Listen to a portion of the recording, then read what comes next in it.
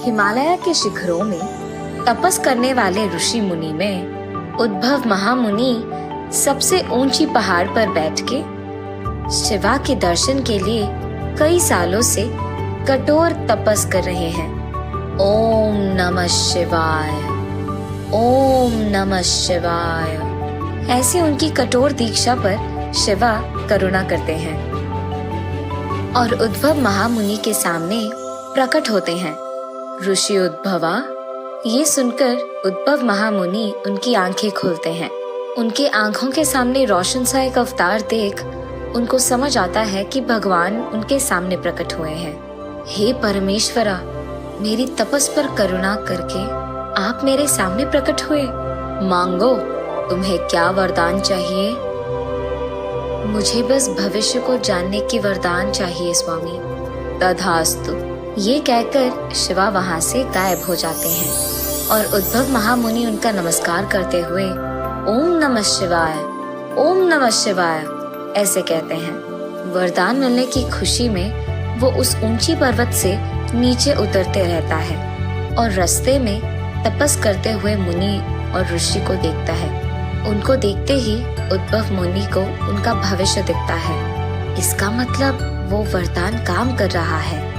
ये सोचकर वो उन पहाड़ों से नीचे उतरते रहता है। शाम के समय होने के कारण उन पर्वतों पे हवा बढ़ने लगती है। शाम का समय है और हवा भी तेजी से बढ़ रही है। इस समय में नीचे जाना अच्छा नहीं है। कल सुबह होने के बाद ही नीचे जाना अच्छा है।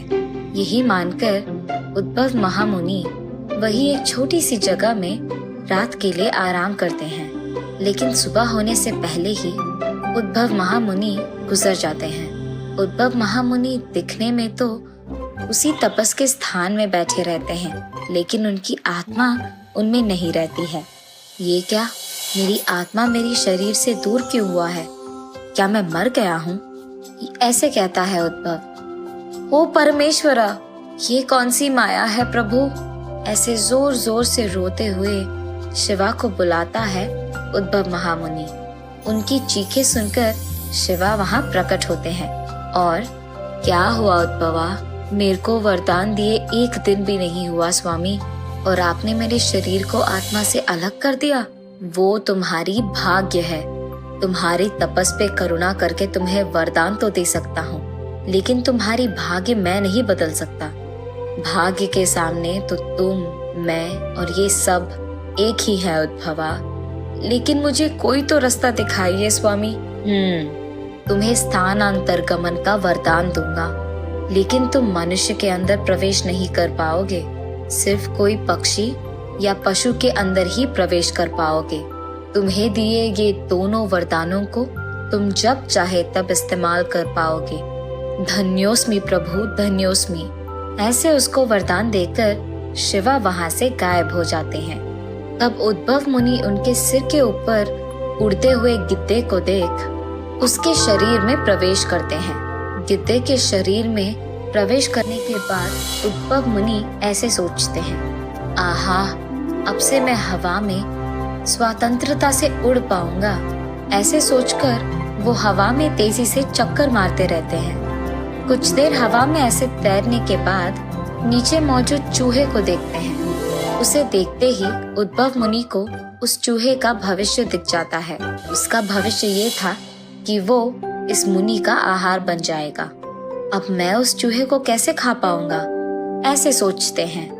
अरे रे, मैं खुद भूल गया, मैं तो गिद्धे के शरीर में मौजूद हूँ ना। गिद्धे का आहार तो चूहा ही है, इसीलिए मुझे ये शरीर नहीं चाहिए। ये कहकर वो हवा से नीचे आकर पेड़ पे मौजूद तोते को देख उसके शरीर में प्रवेश करते हैं उद्भव मुनि। तोता तो अच्छा आहार खाएगा और शिकार करने की जरूरत भी नहीं है। ये कहकर वहां से उड़ने लगते हैं। तोते के शरीर में मौजूद उद्भव महामुनि उड़ते उड़ते एक पेड़ पे बैठते हैं। उसके बाद वो इधर उधर देखने लगते हैं। तब उनके सामने एक बूढ़ी औरत दिखाई देती है। उस औरत को देखते ही उद्भव मुनि को उनका भविष्य नजर आता है और कुछ ही देर में उस बूढ़ी औरत के घर में चोर आने वाले हैं। ये उद्भव मुनि को दिख जाता है। अरे रे, बेचारी बूढ़ी औरत, कुछ भी करके इनकी सहायता करना होगा मुझे। ये फैसला करके उड़ते हुए उस औरत के पास जाकर उनसे ऐसे कहता है, मंगतायरू, कुछ ही देर में तुम्हारे घर में चोर आने वाले हैं। ये सुनकर मंगतायरू सिर्फ बातें सुनाई देने के कारण चारों ओर ढूंढने लगती है। कौन है जो बात कर रहा है?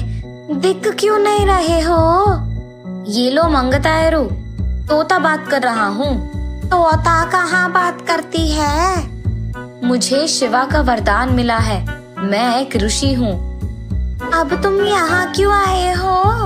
अब तुम्हारे घर में चोरी होने वाली है, तुम घर के अंदर जाकर सारे दरवाजे बंद कर दो। क्या? चोर?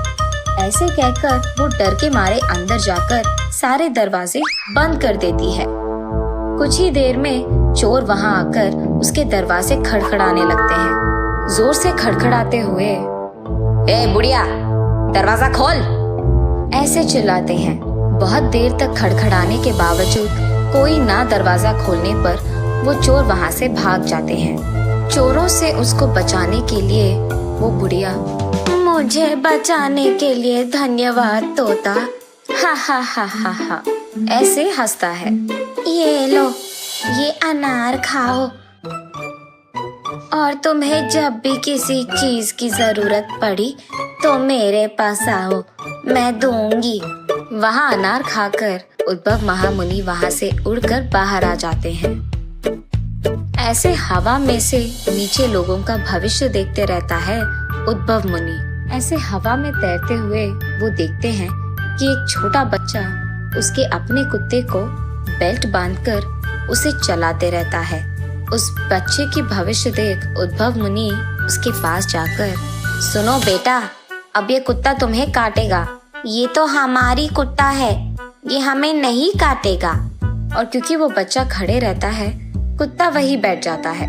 नहीं बेटा, वो तुम्हें काटेगा, देखो वो कैसे सो रहा है, वो मुझे कुछ नहीं करेगा क्योंकि मैं उसका मालिक हूँ। बच्चे के ऐसे कहने पर उद्भव मुनि कुछ कहे बिना वही देखते रहते हैं। रास्ते में कुछ बच्चे बॉल के साथ खेलते रहते हैं। खेलते खेलते उस बॉल को वो उस बच्चे पे गिराते हैं।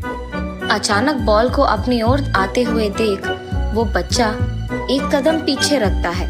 बैठे हुए उस कुत्ते के पूंछ पे कदम रखने के कारण उसे गुस्सा आता है और वो उस बच्चे को काट देता है। वो बच्चा रोते रहता है।